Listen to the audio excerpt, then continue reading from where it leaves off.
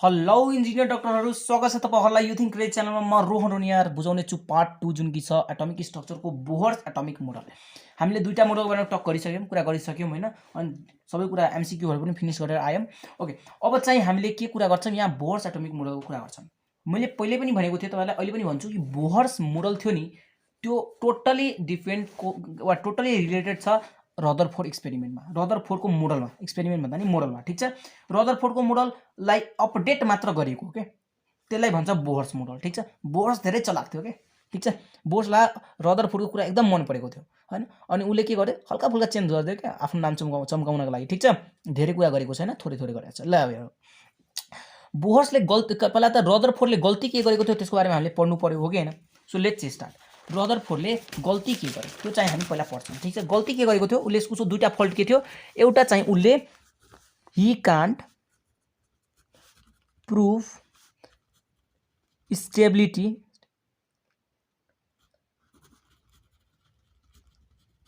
Of atom, atom stable छ भनेर उले प्रुफ गर्न सकेन, तर बोहर्सले त्यो कुरा प्रुफ गर्यो।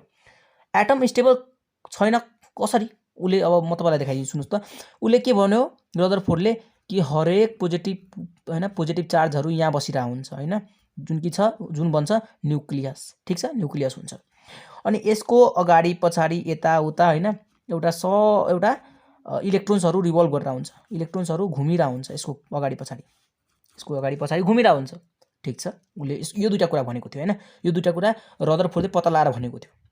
त्यसैगरी बोहर आयो, बोहर आएर के भन्यो कि भाइ रदरफोर्ड सुन, तेरो कुरा पनि राइट हो, मेरो कुरा चाहिँ के हो कि तेरो थ्योरी राइट छ भने इलेक्ट्रोम्याग्नेटिजम, इलेक्ट्रोम्याग्नेटिजममा हैन, क्लासिकल थ्योरी अफ इलेक्ट्रोम्याग्नेटिजमको एउटा कन्सेप्टले तेरो थ्योरी रङ भइदिन्छ भनेर कुरा भन्यो। कसरी भन्यो त, उले के भन्यो कि इलेक्ट्रोम्याग्नेटिजम, क्लासिकल थ्योरी अफ इलेक्ट्रोम्याग्नेटिजमले के भन्छ, क्लासिकल थ्योरी अफ इलेक्ट्रोम्याग्नेटिजमले के भन्छ कि जुन पार्टिकलहरु मुभ गर्छ, जुन पार्टिकलहरु मुभ गर्छ हैन, अनि जसको एक्सक्लेरेसन हुन्छ र जसको चार्ज हुन्छ, त्यसले के गर्छ, रेडिएसन फाल्छ रे। तर इलेक्ट्रोन्सले त रेडिएसन फाल्ला छैन, इलेक्ट्रोनले रेडिएसन एनर्जी फाल्ला छैन। तर यो त हेर्नु त एक्सलेट पनि गरिरहेछ, घुमिरहेछ हैन, अनि के गरिरहेछ, एक्सलेट पनि गरिरहेछ, अनि भनौँ न चार्ज पनि छ, यसको नेगेटिभ चार्ज छ हैन, तपाईलाई थाहा छ। सो यसले त रेडिएसन फालेको छैन, र रेडिएसन फालेको भए, सपोज यसले रेडिएसन फालेको भए यसको चार्ज त एट लास्टमा गएर एन्ड हुन्थ्यो हैन, यसको चार्ज त फिनिश हुन्थ्यो नि केही समयपछि, अनि यसको चार्ज फिनिश भएर के हुन्थ्यो, डुइ आएर न्यूट्रनसँग ठोकिन्थ्यो, हो कि हैन। सो बेचारा फाइनली बोहर्सले उसलाई भनिदियो कि भाइ तेरो एटम स्टेबल छैन। अनि बोहर्सले यो पनि भनिदियो कि इलेक्ट्रोनहरु हुन्छ नि, यो इलेक्ट्रोन्सहरुको प्रपर अर्बिट हुन्छ। जसरी एउटा इलेक्ट्रोन्स भयो नि, सपोज यो न्यूट्रन भयो हैन, न्यूक्लियस भयो, यो इलेक्ट्रोन्सहरु रिभल्भ गरिरहेछ भने, यिनीहरुको प्रपर अर्बिट हुन्छ, जता पाए तता घुम्दैन। तर त्यो रदरफोर्डले के भनेको थियो कि इलेक्ट्रोन्सहरु घुमिरा हुन्छ, तर भनेको थिएन, अर्बिटहरु भनेको थिएन, कता घुम्छ भनेर भनेको थिएन के। मेन गल्ती पनि यो हो कि उले डिस्क्राइब गर्न सकेन कता कता घुम्छ भनेर, इलेक्ट्रोन्सहरु कता कता पाइन्छ भनेर उले भन्न सकेन। तर त्यही बोहर्सले भन्यो कि प्रपर अर्बिटमा पाउँछ। त्यही कुरा त आज पढ्ने हो, आज हामीले त्यही कुरा पढ्छौं हैन, अर्बिट कता, कुन अर्बिटमा पाउँछौं, अर्बिट कसरी निकाल्ने हैन, कुन ठाउँमा पाउँछ के, इलेक्ट्रोन्सहरु कुन ठाउँमा पाउँछ भनेर आज हामी पढ्छौं, त्यसकै निकाल्न फर्मुलाहरु पढ्छौं, ठीक छ। सेकेन्ड गल्ती के हो कि उले लाइन स्पेक्ट्रमको बारेमा कुरा गर्न सकेन, आई मिन भन्न सकेन, केही कुरा भन्न सकेन। ओके, त्यो कुरा चाहिँ त्यति फेमस छैन, ठीक छ। हामी चाहिँ यो कुरा फेमस छ, तर त्यो कुरा चाहिँ हामी लास्टमा पढ्छौं, ठीक छ। त्यो कुरा चाहिँ हामीले एउटा पुरै फुल भिडियो दिन्छौं, त्यहीबाट पनि क्वेशन काटिन्छ है। ओके, यही नै थियो रदरफोर्डको प्रब्लमहरु। अब हेरौं बोहर्सले त्यो प्रब्लमहरुलाई एकदम राम्रो तरिकाले सल्भ गर्दियो। ओके, हेर्नुस्, अपडेट गर्यो के, अपडेट गर्यो। ओके, बोहर्स एटोमिक मोडलको पोस्टुलेटहरु पढौं, एकदम राम्ररी बुझाउँछु, एकदम ध्यान दिएर हेर्नुस्, किनकि गाह्रो छ, बुझ्न पनि गाह्रो छ, र भनौँ न यो घोक्छन् के स्टुडेन्टहरुले, मस्टली घोक्छन्, म होस् वा अरू होस् हैन, सबैजनाले घोकेको हुन्छ क्या यो कुरा, कसैले भनौँ न बुझेर पढ्दैन यो कुरा, त्यसरी गाह्रो लाग्छ। तर म तपाईलाई अझ यस्तो तरिकाले बुझाइदिन्छु, घोक्नै पर्दैन। ध्यान दिनुस्, किनकि तपाईलाई घोकेर कामै छैन, किनकि भोलि गएर लेख्ने हैन, डिफिनेसन सिफिनेसन हैन, तपाईहरु त प्रिपरेसन गरेर राख्नु छ कम्पिटिटिभ एक्जामको। सो म तपाईलाई जहाँ भन्छु त्यही टिप्नुस्, ठीक छ, आरामले बुझ्नुहुन्छ। जता अहिले नलेख्नुस्, अहिले कसैले केही सार्दैन, आरामले यहाँ हेर्छ video. Electrons cans revolve around in certain stable orbits. के भन्यो कि सपोज यो न्युक्लियस छ हैन, यो इलेक्ट्रोन्स छ नि, इलेक्ट्रोन्स यो सर्टेन अर्बिटमा मात्र घुम्छ रे, उसले यही कुरा बोल्यो। ठीक छ, सर्टेन अर्बिटमा मात्र घुम्छ रे। Electrons can revolve only in a certain stable orbit. Stable हुन्छ त्यो पनि अर्बिट, यहाँ घुम्न सक्छ, फेरि यहाँ घुम्न सक्छ, यहाँ घुम्न सक्छ, यसको बिचमा घुम्न सक्दैन, फेरि यसको बिचमा घुम्न सक्दैन, फेरि यसको बिचमा घुम्न सक्दैन, फेरि यसको सर्टेन प्लेस छ जहाँ त्यो घुमिरा हुन्छ। ठीक छ, क्लियर छ? यो नै मेन पोइन्ट हो। यो भन्दा पछि त फाल्तु पोइन्टहरु हो, यो VBI पोइन्ट हो। ठीक छ, this orbit has fix energy and these are called energy levels or stationary states.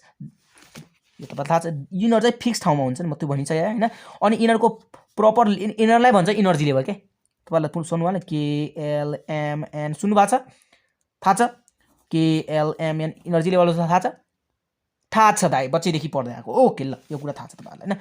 Okay, these where named हैन, KLMN के हैन, यस्तो याद छ तपाईहरुलाई। सो यति नै थियो कुरा। के थियो यो पोइन्टमा, के थियो लास्टमा भन्नुस् त? के थियो कि electrons can only revolve around stable orbit. यो कुरा बिर्सनु हुँदैन, यो कुरा बिर्सनु हुँदैन। ओके, त्यसैगरी क्वेशन के रे पोइन्ट 2 मा जाउँ। Electrons have same energy as that of the orbit in which it is revolving. के भन्यो? सपोज यो इलेक्ट्रोन्स घुमिरहेछ यो अर्बिटमा घुमिरहेछ। ठीक छ, यो अर्बिटको एनर्जी कति हो? सर्ट मैले माने 5 जुल छ सपोज है, 5 जुल हुँदैन। ठीक छ, 5 जुल छ भने हामी पढ्छौँ एनर्जी कति हुन्छ भने त्यो पनि पढ्छौँ, टेन्सन नलिनुहोस्। अहिले बुझ्नुहोस् कि 5 जुल छ। सपोज यो एनर्जी लेभलको 5 जुल छ, यसको 10 जुल छ, यसको 20 जुल छ भने सपोज 5 जुल छ भने यो इलेक्ट्रोनको एनर्जी पनि त्यही 5 जुल हुन्छ भन्यो। हेर्नुहोस् है, ठुलो कुरा भने चाहिँ यसले बुझ्नुभयो, यो चाहिँ बुझ्नुभयो। ओके, त्यसैगरी पोइन्ट 3 बुझ्नुहोस् त। While revolving in a particular energy level electrons do not emit any radiation. यो घुमिरहेको बेला इलेक्ट्रोन्सले कुनै पनि रेडिएसन निकाल्दैन। ठीक छ, निकाल्दैन। त्यसैले त यो कोलाइड हुन जाँदैन, यो न्युक्लियससँग कोलाइड हुन जाँदैन, यो एटमहरु कोलाइड हुन जाँदैन। मतलब रेडिएसन निकालेको भए, एनर्जी फालेको भए त यसको एनर्जी सुक्थ्यो।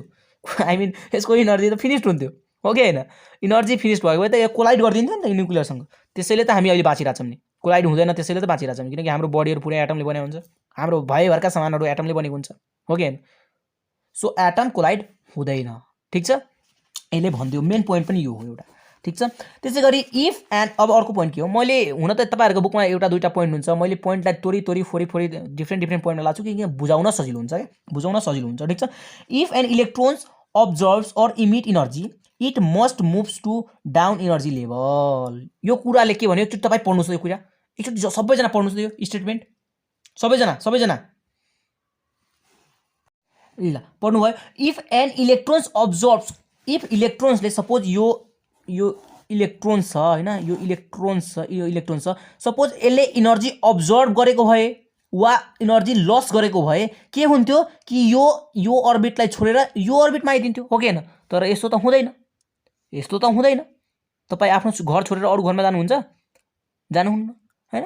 सो यही भन्न खोजेको। If an energy electrons absorb or emit energy it must move to the down energy levels, हैन? डाउन एनर्जी लेभलमा आइदिन्थ्यो भनेर भनिरहेको छ। ठीक छ, डाउन एनर्जी लेभल भनेको यो इलेक्ट्रोन्स यहाँ जम्प हान्दिन्थ्यो, तर हान्दैन, हैन? यसलाई त हामीले हान्न सक्छ, तर कतिखेर हान्छ? हामीले युमा भनौँ न डिफ्रेन्ट टाइप अफ डिफ्रेन्ट बाहिर आउटर एनर्जीहरु लायो भने बल्ल हान्छ, यसले यताबाट माथि उड्दिन्छ, हैन? तर अहिले त उड्दैन, नर्मल केसमा त उड्दैन नि, यो इलेक्ट्रोन्स तल फल हुँदैन नि त, हुँदैन। ठीक छ, ओके। अब हेर्नुस् point number 5 very important, point number 5 very important. यहीबाट नै कहानी स्टार्ट हुन्छ बोर्ड्सको। ठीक छ, electrons can revolve only in those circular orbit for which the orbit angular momentum E is an integral multiple of h/2π। धेरै गाह्रो छैन है पोइन्ट, यो पोइन्ट एकदम सिम्पल छ, खाली यो h/2π याद गर्नुस् न। म अब कहानी बुझाउँछु, यसको रिलेटेड कहानी हो। h/2π यो के भनिरहेछ यो पोइन्टले कि जुन एनर्जी लेभल हुन्छ नि, यसको एनर्जी लेभल, हैन? यसको एनर्जी लेभल सपोज यो h/2π छ भने, यो 2h/2π छ भने, यो 3h/2π छ भने, यिनीहरुको एनर्जी लेभल यो फर्मुलाले निकालिन्छ। यति मात्र भन्ने खोजा हो। त्यसै गरी सपोज एउटा इन्ट्रिगल पनि भने होला, यहाँ हेर्नुहोस् त, इन्ट्रिगल मल्टिपल हुनु पर्यो होइन। Angular momentum of electrons is an integral multiple of h/2π। Integral multiple of h/2π भनेको n मल्टिपल अफ 2π। n भनेको नम्बर हुनु पर्यो, इन्ट्रिगल नम्बर हुनु पर्यो। इन्ट्रिगल नम्बर भनेको 1 2 3 4 5 यसरी यसरी यो यिनीहरू नम्बरहरूलाई इन्ट्रिगल नम्बर भन्छ क्या होइन। तपाईँहरू 1 हाल्नुहोस्, सपोज 1h/2π भयो, 2 हाल्नुहोस् 2h/2π भयो, 2h/2π भयो होइन। यिनीहरू चाहिँ हुनसक्छ, तर इलेक्ट्रोन चाहिँ 1.5h/2π घुम्न सक्दैन। 2.5 यस्तो यस्तो ठाउँमा घुम्न सक्दैन। √3h/2π यस्तो पोजिसनमा यस्तो इन्ट्रिगल मल्टिपलको अर्थ बुझ्नुहोस् न यार, सिम्पली नम्बरसँग मल्टिप्लाई हुने के 1 2 3 4 सँग मल्टिप्लाई हुने। यो पोइन्टबाट डेसिमल पोइन्टहरूबाट नम्बरसँग मल्टिप्लाई नहुने त्यस्तो पोजिसनमा चाहिँ इलेक्ट्रोन्स पाउँदैन भन्ने खोजा हो। यति मात्र भन्न खोजा हो, बुझ्नुभयो। सो यसको फर्मुला के हो, nh/2π। अनि h को भ्यालु कति हो, यहाँ हेर्नुहोस् त, वेयर h इज प्ल्याङ्क कन्स्ट्यान्ट। बच्चैदेखि पढ्दै आएको, दाइ बच्चैदेखि होइन, क्लास 11 थाहा पाएको, ल क्लास 11 थाहा पाएको भयो। प्ल्याङ्क कन्स्ट्यान्ट त्यसको भ्यालु पनि तपाईँलाई थाहा छ, 6.62 × 10⁻34 kg sorry Joule's second, sorry guys, sorry जुल सेकेन्ड। 6.62 × 10⁻34 6.62 × 10⁻34 ठिक छ, आउँछ हे गाइज, आउँछ ओके, आउँछ भने ठिक छ। यो पोइन्ट यो याद गर्नुहोस् है, ठिक छ। नत्र क्यालकुलेटरबाट निकाल्न सकिन्छ, क्यालकुलेटरबाट पनि निकाल्न सकिन्छ, म सिकाइदिन्छु लास्टमा होइन। यस्तो कन्स्ट्यान्ट भ्यालुहरू कताबाट पत्ता लगाउने, यो क्यालकुलेटर हुन्छ नि, यस्तो ठाउँबाट यो सबै पत्ता लगाउन सकिन्छ है। हेर्नुहोस् के हो, एमपी भनेको थाहा छ नि, एमपी भनेको मास अफ प्रोटोन, एमएन भनेको मास अफ इलेक्ट्रोन होइन, मास अफ न्युट्रोन, यस्तो सबै निकाल्न सकिन्छ क्या, टेन्सन नलिनुहोस्, बिस्तारै म सबै सिकाउँछु। ओके, सो यति नै थियो postulates of atomic model of Bohr theory, ठिक छ। यो पोस्टुलेटमा दुईटा इम्पोर्टेन्ट कुरा छ, एउटा यो छ कि electrons only revolves in the certain stable orbit, एउटा यो याद गर्नुहोस्, अनि एउटा यो याद गर्नुहोस्, ठिक छ। एउटा यो याद गर्नुहोस्, प्रोपरली याद गर्नुपर्छ। ओके, अब हामी अगाडि बढ्छौँ। तपाईँहरूलाई 0.5 त याद भइसक्यो होला, ठिक छ। 0.5 मा अब म तपाईँलाई अघि ढाँटिरहेको थिएँ कि तपाईँलाई मैले यो मात्र याद गराएँ हो, यो पनि 0.5 ले भनिरहेको थियो, तर मैले फेरि क्लियरमा यहाँ ल्याएँ, ठिक छ। ओके, पहिला क्लियरमा के ल्याएँ, the station orbit, fix orbit, क्या fix orbit are those in which angular momentum, दाइ एंगुलर मोमेंटम के हो फेरि, एंगुलर मोमेंटम भन्ने रिप्रेजेन्ट हुन्छ एलबाट, याद छ, LMVR याद छ। यो एंगुलर मोमेंटम च्याप्टर पढ्नु भएको छ, कहिले सुन्नु भएको छ नाम, एंगुलर मोमेंटम भनेको कहिले नाम सुन्नु भएको छ, हेलो सुन्नु भएको छ दाइ, सुनेको त छ, डर लागिरहेछ, तपाईँ सुन्नु भएको छ कि छैन, टेन्सन नलिनुहोस्, म बुझाइदिन्छु। एंगुलर मोमेन्टमको फर्मुला हो, यसलाई एलले रिप्रेजेन्ट गर्छ होइन, एलले रिप्रेजेन्ट गर्छ, एमपीआर भन्छ। यति मात्र दिमागमा घुक्नुहोस् है, तनाव नलिनुहोस् न, एंगुलर मोमेन्टम च्याप्टरमा गएपछि मजाले पढौँ न, ठिक छ। अहिले बुझ्नुहोस् एमभीआर, ठिक छ। सो एंगुलर मुभमेन्ट हेर्नुहोस् त, the station orbit are those in which angular momentum of electron, angular momentum of electron, यो घुमिरहेको इलेक्ट्रोन छ नि, angular momentum of electron is integral multiple of h/2π।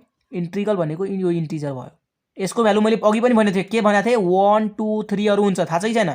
फेरि 1.5 लेख्दा नि तपाईँले कुनै पसलमा गएपछि ल तपाईँले एउटा कुरा माग्नुभयो, दाइ मलाई होइन 1.5 चाउचाउ दिदिनु, 1.5 चक्लेट दिदिनु, सोध्नुहुन्छ, माग्नुहुन्छ त्यसरी, मान्नुहुन्न नि, हो के माग्नुहुन्छ, मलाई एउटा चक्लेट दिदिनु, एउटा चाउचाउ दिदिनु भन्नुहुन्छ नि, एउटा प्याकेट चाउचाउ दिदिनु भन्नुहुन्छ नि, त्यस्तै हो यो, ठिक छ। यो एनको भ्यालु यस्तै हुन्छ, कस्तो हुन्छ, 1 2 3 फर्ममा हुन्छ, 1.5 1.2 1.0.3 यस्तो फर्ममा हुँदैन, ठिक छ। इन्ट्रिगल हुन्छ, इन्ट्रिगल मल्टिपल अफ h/2π हुन्छ, ठिक छ। अब यहाँ हेर्नुहोस् त, angular momentum of electron is integral multiple of h/2π, angular momentum is equal to nh/2π, यो भन्न खोजा हो क्या यो स्टेटमेन्टले, ठिक छ। यहाँ पनि भनेको थियो, म तपाईँलाई ढाँटिरहेको थिएँ अघिदेखि, हेर्नुहोस् सिम्पल बुझाउनका लागि तपाईँलाई ढाँटिरहेको थिएँ। यहाँ हेर्नुहोस् त, angular momentum of electrons is an integral multiple of, यही लाइनले मैले त्यता लेखेको छु क्या, बुझ्नुभयो कहिले कहिले ढाँट्नु पनि पर्छ क्या मलाई बुझाउँदाखेरि। अब बुझ्नुहोस्, अब एमभीआर इक्वल्स टु nh/2π याद हुन्छ, यो महामन्त्र हो, महामन्त्र हो यो गाडी। अब धेरै जसोलाई यो पनि प्रब्लम होला, किनकि तपाईँहरू त फिजिक्समा एकदम ट्यालेन्टेड मान्छे हो, त्यसैले थाहा छैन होला। एम भनेको मास अफ इलेक्ट्रोन, भी भनेको लिनियर भेलोसिटी वा भेलोसिटी बुझ्नुस्, भेलोसिटी मात्र दिमागमा राख्नुस्, लिनियर भेलोसिटी अब लेख्न बुझ्नु पर्दैन, त्यति धेरै बुझ्यो भने त फेरि साइन्टिस्ट भइन्छ। आर भनेको के हो, रेडियस मात्र बुझ्नुस्। अनि एन भनेको त थाहा छ दाइ 1.5 होइन, 2.5 होइन, 1 2 3 हो दाइ, ठिक छ। अनि एच भनेको पनि थाहा होला, प्ल्याङ्क कन्स्ट्यान्ट अघि पनि भनिसकेँ मैले, फेरि पनि भने किनकि भेल्यु याद हुनुपर्छ, 6.62 × 10⁻⁻34 -30%, ओके जुल सेकेन्ड, ठिक छ। धेरै जस्तो सोचिला होला दाइ सबै कुरा त मजा आयो, यो चाहिँ फर्मुला मलाई मजा आएन। यो फर्मुलामा मजा किन आएन, यसलाई लेख्नुस् त तपाईँहरू एकचोटि, mvr = nh/2π लेख्नुस्, ठिक छ। यो फर्मुला तपाईँहरूलाई दिमागमा राख्नै पर्छ अहिले, किनकि भोलि गएर योबाट हामीले केही डेरिभेसन गर्छौँ, ठिक छ, केही कुरा ड्राइभ गर्छौँ, कुनै एउटा नयाँ फर्मुला निकाल्छौँ जुन कि तपाईँलाई हिसाब गर्दा फेरि काम आउँछ, ठिक छ। सो यो फर्मुला अहिले पकेटमा राख्नुस्, ठिक छ, च्यातेर कपी पेपरमा अलिकति च्यात्नुस्, पकेटमा राखिराख्नुस्, ठिक छ। आज खाँदाखेरि पनि यही भनिदिनुहोस्, mvr = nh/2π, ठिक छ। यो बोल्नुहोस् दुईचोटि अनि भात खानुहोस्, आफै भित्र जान्छ, ठिक छ। यो महामन्त्र हो दाइ, अब मजा आयो, दाइ, अब पढ्न सकिन्छ। ल यो चाहिँ अहिले याद राख्नुहोस्, ठिक छ, ओके। ल अब चाहिँ हामीले अब यसलाई चाहिँ अलिकति अझै सिम्प्लिफाई गर्छौँ अनि एउटा नयाँ फर्मुला निकाल्छौँ, ठिक छ। अहिले पछाडिबाट त्यो इक्वेसन ल्याएर यहाँ राख्थेँ, ठिक छ। यो चाहिँ बोहर्सले दिएको इक्वेसन हो, ठिक छ। यो बोहर्सले दिएको इक्वेसन हो जुन हामीले अहिले भर्खर पढ्यौँ नि, यो बोहर्सले दिएको छ। अब रदरफोर्डले पनि एउटा भनौँ न एउटा फर्मुला दिएको थियो क्या, रदरफोर्डको फर्मुला के थियो कि यो थियो। रदरफोर्डले के भनेको थियो, सफाइले एकदम क्लियर कट अन्डरस्ट्यान्डिङ भनेको थियो कि इलेक्ट्रोन्स घुम्छ, रदरफोर्डले भनेको थियो, याद छ। फर्स्ट पार्टमा मैले बुझाएको थिएँ, रदरफोर्डले यो कुरा भनेको थियो, इलेक्ट्रोन्स घुम्छ भनेर भनेको थियो उसले। अनि यो इलेक्ट्रोन्स घुम्छ भने यसलाई त सेन्ट्रिपिटल फोर्स चाहिन्छ, सेन्ट्रिपिटल फोर्स चाहिन्छ कि चाहिँदैन हो, किनकि घुम्ने कुरालाई त सेन्ट्रिपिटल फोर्स चाहिन्छ, त्यो त सुन्नुभयो होला तपाईँहरूले, सुन्नु भएको छैन भने अहिले सुन्नुहोस्, सेन्ट्रिपिटल फोर्स चाहिन्छ। जुन सेन्ट्रिपिटल फोर्स कहाँबाट यसले पाउँछ, यो इलेक्ट्रोन्सले यो घुमिरहेछ भने सेन्ट्रिपिटल फोर्स कहाँबाट आउँछ दाइ, इलेक्ट्रोस्ट्याटिक फोर्सबाट पाउँछ, इलेक्ट्रोस्ट्याटिक फोर्स FE बाट पाउँछ। FE भनेको थाहा छ नि, इलेक्ट्रोस्ट्याटिक फोर्स हो दाइ, त्यहाँबाट पाउँछ। सो सेन्ट्रिपिटल फोर्स यसले कहाँबाट पायो इलेक्ट्रोन्सले, त्यसैले त घुमिरहेछ नि यार, सेन्ट्रिपिटल फोर्स भएको कारणले त यो इलेक्ट्रोन घुमिरहेछ नि हैन। सो यो सेन्ट्रिपिटल फोर्स योसँग कहाँबाट आयो, योसँग कहाँबाट आयो, यो इलेक्ट्रोस्ट्याटिक फोर्सले यसलाई प्रोभाइड गर्छ, बुझ्नुभयो। सो हामीले के भन्न सक्छौँ, FC centripetal force = electrostatic force भन्न मिल्यो। अब सेन्ट्रिपिटल फोर्स हो तपाईँलाई फर्मुला थाहा होला, जसलाई थाहा छ नि टेन्सन मान्नु पर्दैन, फर्मुला जानु पर्दैन यहाँ, ठिक छ। आरामले हेर्नुहोस्, mv²/r छ सेन्ट्रिपिटल फोर्सको फर्मुला, ठिक छ। खालि यार यो फर्मुला के होइन भनिरहेको छु त म, दिमागमा राख्नुहोस् न। अनि FE इलेक्ट्रोस्ट्याटिक फोर्सको फर्मुला त तपाईँलाई थाहा छ, 1/4πε0 होइन, Q1 × Q2/r², यो पनि फर्मुला थाहा छ। जसलाई थाहा छैन टेन्सन मान्नु पर्दैन। अनि यसै गरी यो = यो भयो भनेपछि यसको फर्मुला राख्दै, यसको फर्मुला राख्दै इक्वेसन 2 भयो। बाई द प्रोसेस, तपाईँलाई प्रोसेस त अहिले चाहिँदैन, बाई प्रोसेस सल्भिङ, तपाईँहरूले सल्भ पनि गर्नुभयो होला क्लास 11-12 मा होइन। बाई द प्रोसेस सल्भिङ हामीसँग r को भ्यालु जुन रेडियस छ नि, r रेडियस, यसको भ्यालु यति आउँछ, यस्तो आउँछ। यो पनि घोक्नु पर्दैन, टेन्सन नलिनुहोस् न, म जे भन्छु त्यही घोक्नुहोस् क्या। यो यति आउँछ, यसलाई सल्भ गरेपछि यो दुईटा इक्वेसनलाई हामीले सल्भ गरेपछि यति आयो, बुझिराख्नु भएको छ मेरो कुरा।